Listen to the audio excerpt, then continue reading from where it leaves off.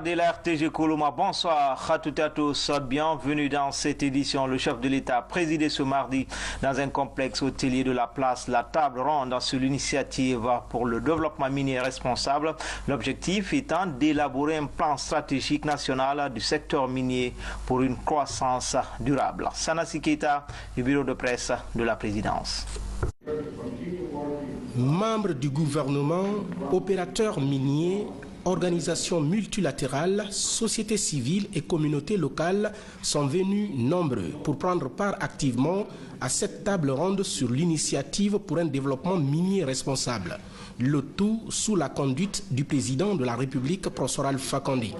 L'objectif étant d'élaborer un plan stratégique national du secteur minier guinéen pour une croissance durable. Les défis sont nombreux et nos objectifs ambitieux. C'est un univers à part entière qui se crée autour des exploitations minières, univers où les mots concertation, communication, responsabilité sociétale, entre autres, sont les gages d'une paix et d'un développement durable dans le respect des droits de chacun. À cet effet, la Chambre des mines réaffirme sa volonté d'accompagner le gouvernement à travers cette stratégie pour le développement du pays. Et nous nous engageons à mettre en œuvre, aux côtés des parties prenantes, les mesures et recommandations issues de cette table ronde. Ces professionnels des mines et partenaires au développement de la Guinée ont affiché sans détour leur volonté de soutenir le gouvernement dans ses ambitions de faire du secteur minier guinéen un véritable levier du développement. Le représentant de la société civile souligne. La société civile guinéenne, conformément à l'esprit de ce partenariat amorcé à travers ces assises, œuvrera à une implication optimale des OSC les plus significatives à travers des actions d'information et de sensibilisation des communautés pour plus de participation, en vue surtout d'inverser les perceptions négatives. Cet engagement requiert des acteurs de la société civile qui, requinqués au sortir de ces assises, s'investiront sérieusement à travers des actions citoyennes plus concrètes, les permettant de sortir des discours négationnistes et les communications à charge sur le secteur minier. Le ministre des Mines et de la Géologie rassure. L'objectif général de la table ronde est d'amener les principaux acteurs concernés, le gouvernement, les entreprises minières, les autorités locales, la société civile, les communautés locales, les élus locaux, les partenaires techniques et financiers et autres personnes ressources à échanger sur leurs préoccupations de manière ouverte, constructive et soutenue dans le temps.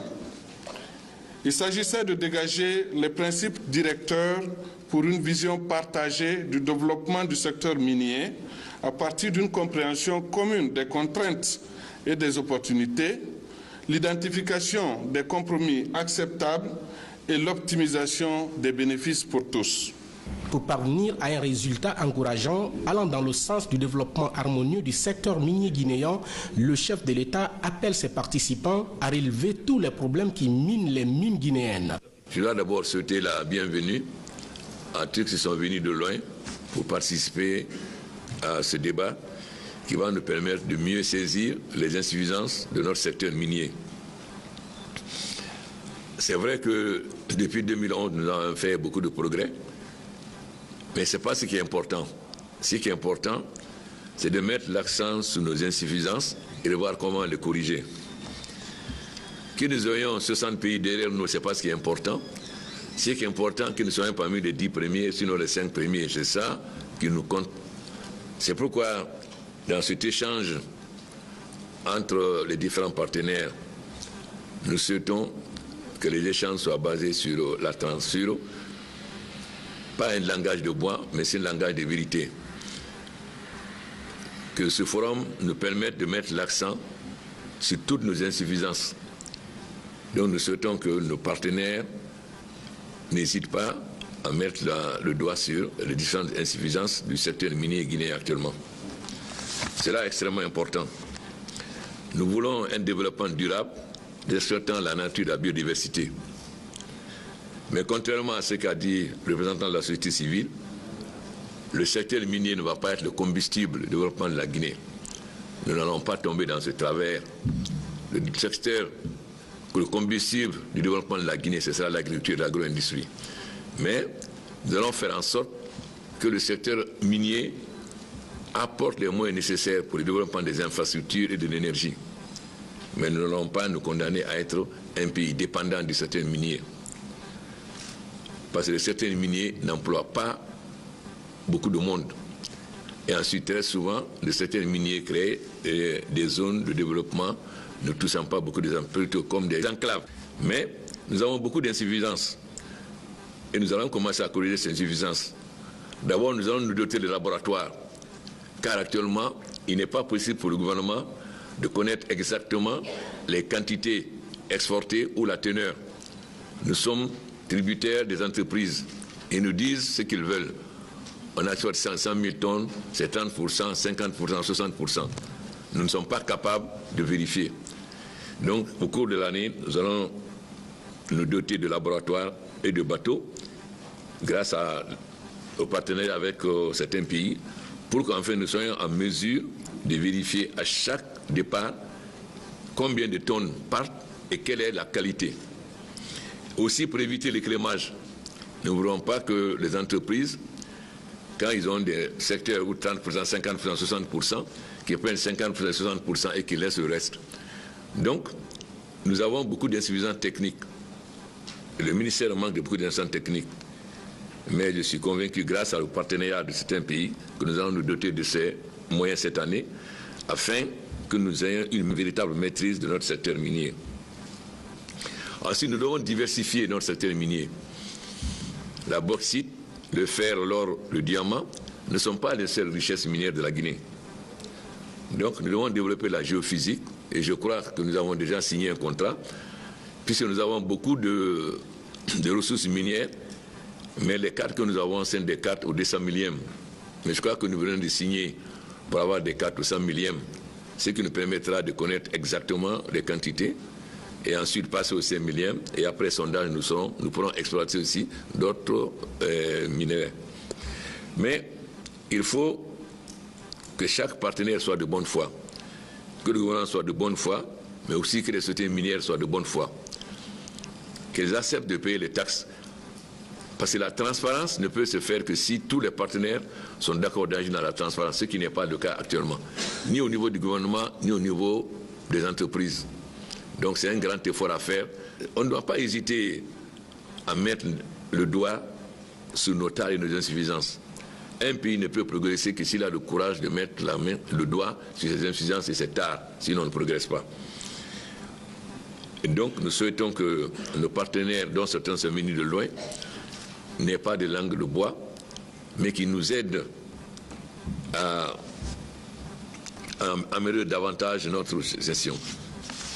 On est 60 derrière nous, c'est pas ce qui est important, comme je le dis à notre frère Dominique Lantine, mais c'est d'être parmi les 5 meilleurs. Et nous le pouvons, si tout le monde se donne la main dans ce sens. Nous avons fait beaucoup de réformes, mais les réformes ne suffisent pas.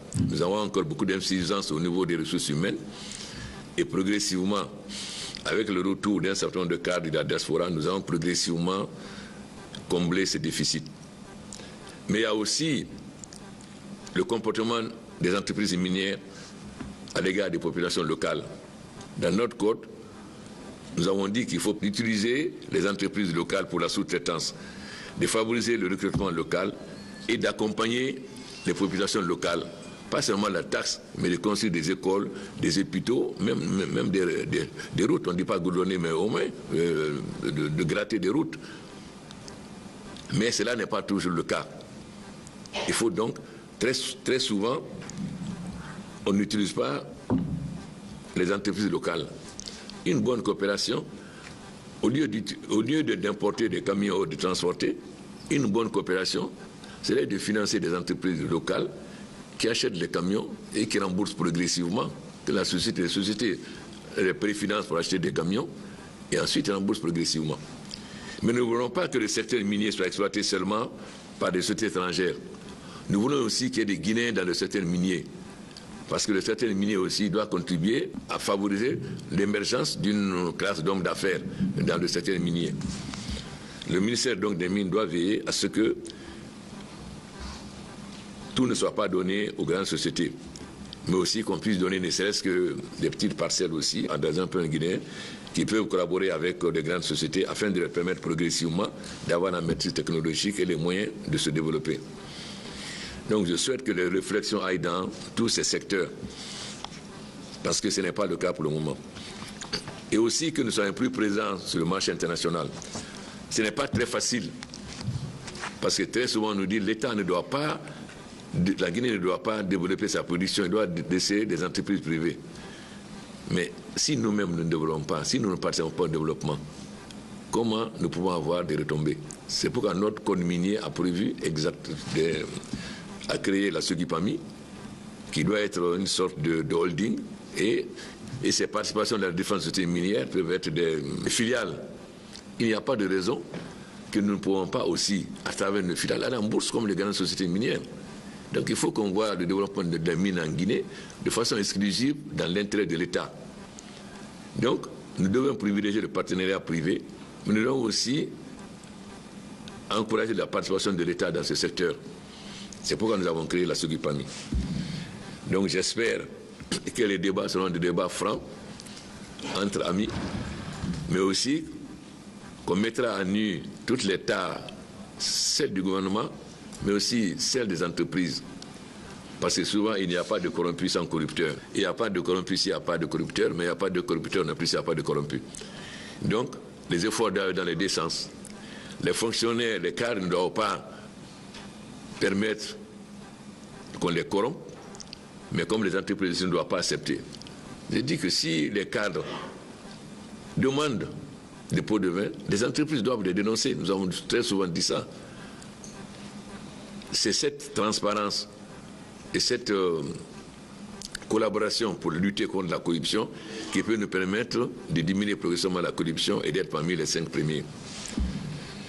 Mais nous allons beaucoup favoriser le développement du secteur minier, mais le secteur minier ne va pas être le poumon ou le combustible du développement de la Guinée. Cela sera l'agriculture, l'agro-industrie et l'énergie.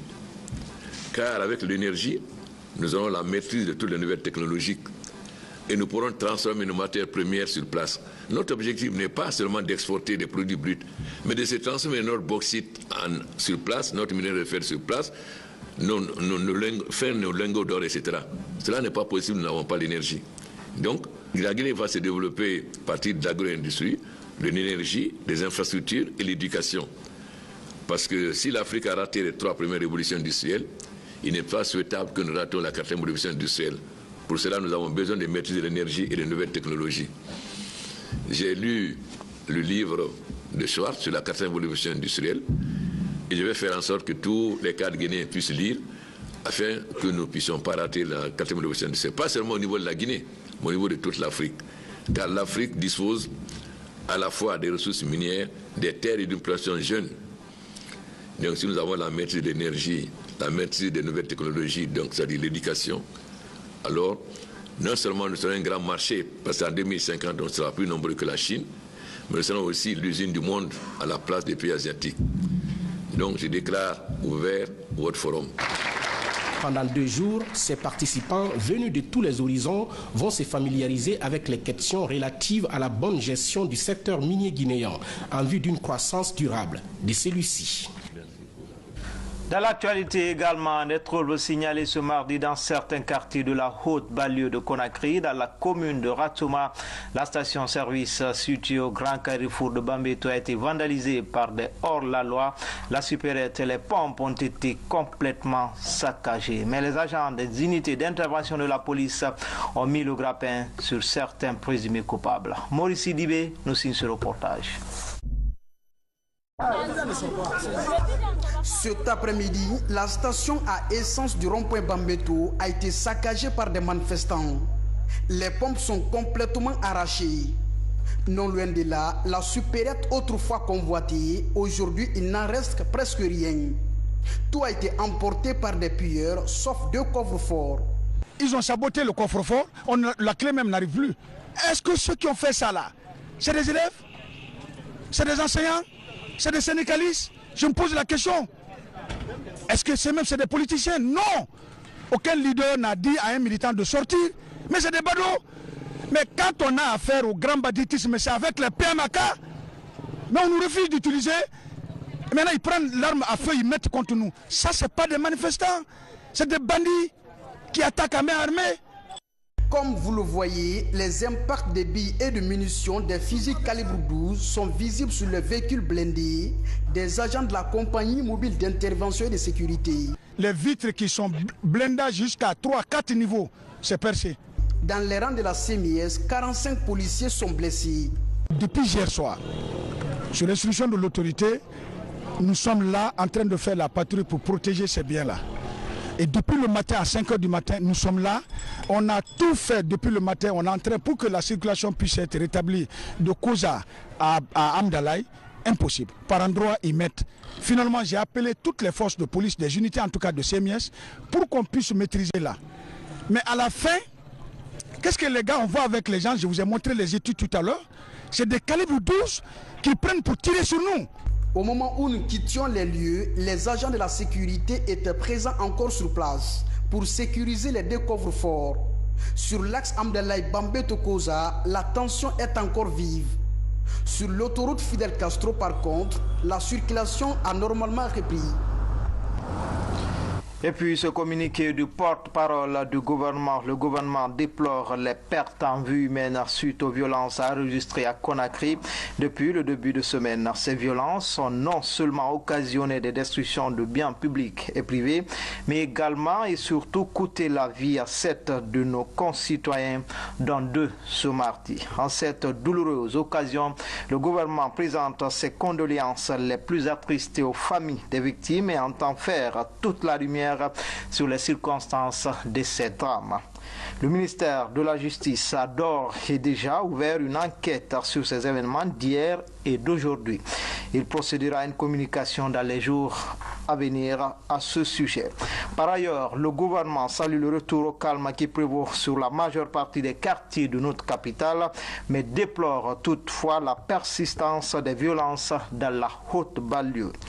Le gouvernement rassure les populations qu'il continue à prendre les mesures nécessaires et la sécurisation des biens et des personnes et au retour à la quiétude sociale. La cellule de communication du gouvernement. Justement, après 20 jours d'arrêt des cours liés à la grève des enseignants, élèves et maîtres reprennent le chemin de l'école. Ce mercredi, responsables scolaires et parents d'élèves saluent la décision. Des cadres sont déployés dans les DCE pour réussir cette opération. Et pour combler le retard accusé, des plans de rattrapage sont prévus. Images et commentaires. Après 20 jours d'arrêt des cours dus à la grève des enseignants, le gouvernement et l'intercentrale syndicale de l'éducation décident de la reprise ce mercredi. Sur le terrain, responsables scolaires et parents d'élèves saluent la décision. Semaine de troubles que les enfants ont passé à la maison n'a pas été du tout réjouissant pour les familles. Donc si le syndicat, les syndicalistes et le gouvernement sont parvenus à se comprendre, je crois bien que nous, parents d'élèves, nous ne pouvons que nous réjouir. Comme indiqué dans le communiqué final de l'intercentrale syndicale et du gouvernement, nous sommes fin prêts pour la reprise effective des cours. Nous appelons à l'ensemble des élèves d'être là demain pour respecter le mot d'ordre de la suspension de la grève. Pour gagner le pari de la bonne reprise des cours, le département a déployé ses cadres dans les différentes directions communales de l'éducation. Ils sont chargés de résoudre les problèmes rencontrés, sinon remonter toutes les informations liées à la reprise des cours. Et dans certains établissements, nous avons trouvé des enseignants qui étaient en train de faire leur préparation pour la journée de demain. Donc, c'était une autosatisfaction pour nous du fait qu'ils n'étaient pas invités aujourd'hui, mais qu'on les retrouve en groupe en train de faire des préparations dans certaines salles de classe.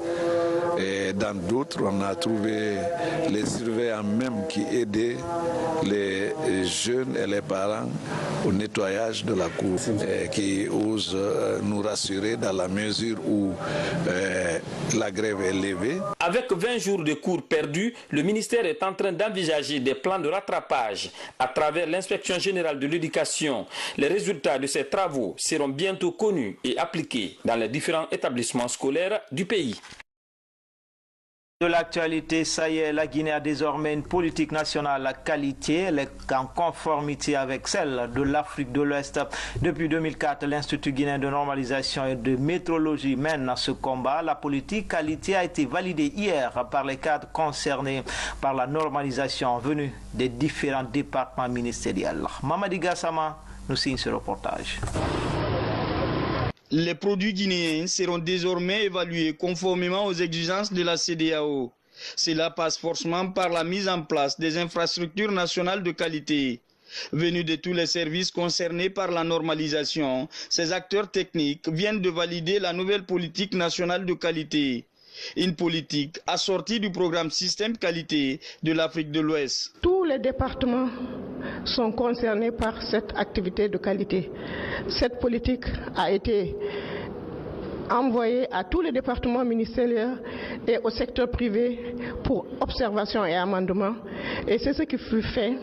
L'ESPER a tenu compte de toutes les recommandations et de toutes les observations. Et c'est ce que nous sommes en train de discuter. Cette infrastructure régionale qualité doit s'appuyer sur les éléments de l'infrastructure nationale qualité. C'est en ce sens que nous disons que nous ne pouvons pas parler de structure régionale si au niveau national nous n'avons pas cette infrastructure. C'est pour ça que l'ONUDI se réjouit d'accompagner la Guinée pour, formuler sa politique nationale qualité, 2, voir dans quelle mesure justement proposer un plan d'action. Toutefois, le document connaît quelques amendements à examiner par la cellule technique régionale de pilotage du programme. Selon le gouvernement guinéen, elle permettra à la Guinée d'intégrer les marchés régionaux et internationaux. Avec cette politique aujourd'hui, la Guinée vraiment pourra, à travers les opportunités qui existent, être présente sur le marché international et même être compétitif par rapport à nos produits et services. C'est en février 2013 que la politique qualité de la CEDEAO a été adoptée lors de la conférence des chefs d'État. Le programme de la Guinée est financé par l'Union européenne. Sa mise en œuvre a sollicité l'expertise de l'Organisation des Nations Unies pour le développement industriel. Dans la savane guinéenne, la coordination nationale des usagers du fleuve Niger offre un projet innovant aux femmes du secteur Banankoni. C'est à Kankan. L'action vise à encourager cette localité engagée dans la protection de l'environnement. 4 hectares aménagés et alimentés par un système solaire d'adduction d'eau facilitent la mise en œuvre de ce projet. Ansoumani Toumani Kamara, de retour de Kankan. Dans la sous-préfecture de Karfamouria et à 9 km de Kankanville, Banankoni est l'une des localités pilotes dans la protection de l'environnement à travers sa forêt classée. Et pour encourager cet engagement citoyen envers la nature, l'autorité du bassin du Niger, grâce à Wetland, offre un projet de maraîchage de 4 hectares aux femmes du secteur de Banankoni. C'est véritablement un don. Avec le projet Wetland, nous appuie ces femmes à travers nous. Nous sommes là pour faire le suivi, voir vraiment si les réalisations se font dans les règles de l'art. 3 groupes de 30 femmes chacun sont formés pour la mise en œuvre de nouvelles techniques de maraîchage. Cet espace de 4 hectares aménagé est alimenté par 4 cuves de 3000 litres d'eau avec 12 bassins. Un dispositif d'énergie solaire assure la distribution facile de l'eau. Les aménagements intérieurs ont été réalisés par le service du génie rural et tout l'appui technique pour la mise en plan, pour la mise en terre des plans, la valorisation du périmètre a été assurée par les services de l'AMPROCA. Donc à ce jour, chacune de ces structures est en train de jouer son rôle.